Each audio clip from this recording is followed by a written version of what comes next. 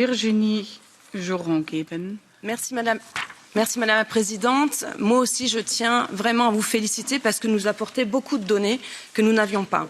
Tout est presque dit dans ce rapport. Vous soulignez que l'achat de vaccins s'est fait selon une procédure spéciale avec des pouvoirs nouveaux attribués à la Commission qui ne figurent pas dans les traités européens. De l'extrême précocité avec laquelle la Commission a projeté une négociation à la place des États membres en matière de vaccins qui est étonnante.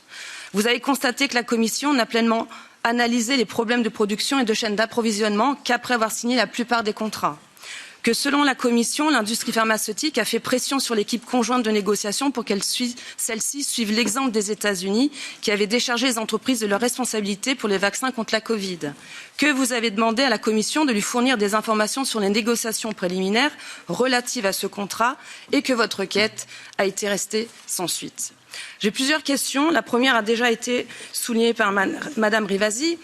Donc au sujet de CureVac, qui par exemple a obtenu 155 millions de prêts pour finalement une commande qui ne s'est pas faite, qui a été annulée. Est-ce qu'aujourd'hui vous avez mis en place une procédure pour récupérer ces fonds?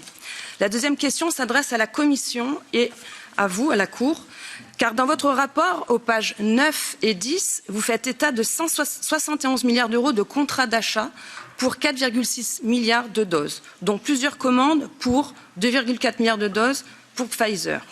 Est-ce que vous avez trouvé l'étude de la Commission ou de ces laboratoires qui permettent de justifier la commande d'une telle quantité de doses?